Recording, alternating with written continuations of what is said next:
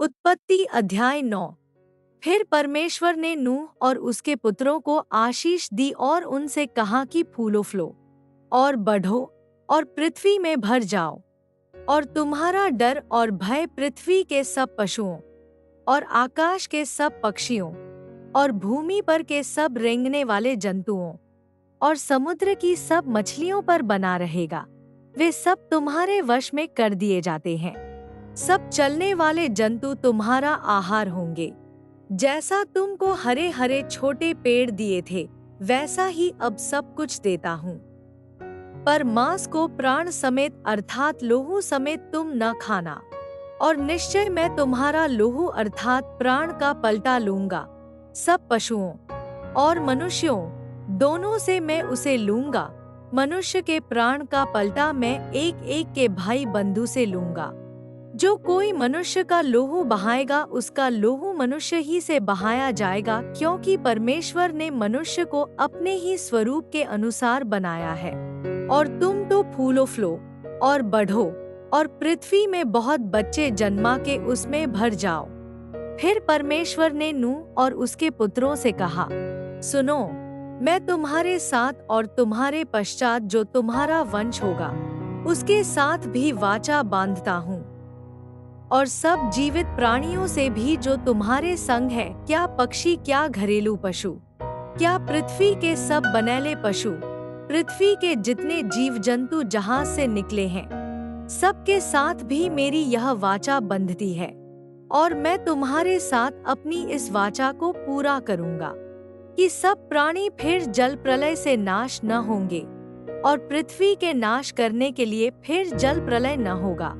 फिर परमेश्वर ने कहा, जो वाचा मैं तुम्हारे साथ और जितने जीवित प्राणी तुम्हारे संग हैं, उन सब के साथ भी युग युग की पीढ़ियों के लिए बांधता हूँ, उसका यह चिन्ह है कि मैंने बादल में अपना धनुष रखा है। वह मेरे और पृथ्वी के बीच में वाचा का चिन्ह होगा। और जब मैं पृथ्वी पर बादल फैलाऊं, जब बादल में धनुष देख पड़ेगा, तब मेरी जो वाचा तुम्हारे और सब जीवित शरीरधारी प्राणियों के साथ बांधी है, उसको मैं स्मरण करूंगा। तब ऐसा जल प्रलय फिर न होगा जिससे सब प्राणियों का विनाश हो।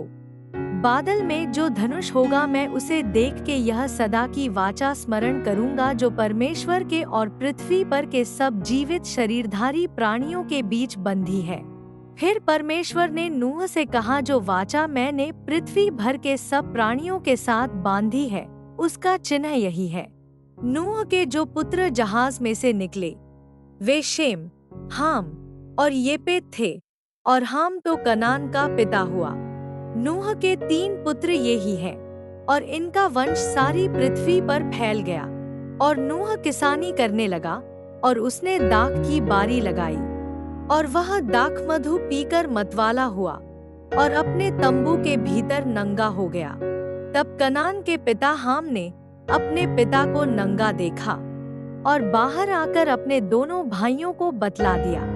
तब शेम और येपेत दोनों ने कपड़ा लेकर अपने कंधों पर रखा, और पीछे की ओर उल्टा चलकर अपने पिता के नंगे तन को ढांप दिया। और वे अपना मुख पीछे किए हुए थे, इसलिए उन्होंने अपने पिता को नंगा न देखा।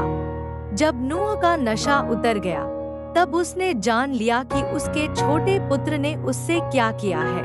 इसलिए उसने कहा, कनान शापित हो, वह अपने भाई बंधुओं के दासों का दास हो। फिर उसने कहा, शेम का परमेश्वर यहोवा धन्य है, और कनान शेम का दास होवे। परमेश्वर येपेत के वंश को फैलाए, और वह शेम के तंबुओं में बसे, और कनान उसका दास होवे। जल प्रलय के पश्चात नूह 350 वर्ष जीवित रहा, और नूह की कुल अवस्था 950 वर्ष की हुई। तत्पश्चात वह मर गया।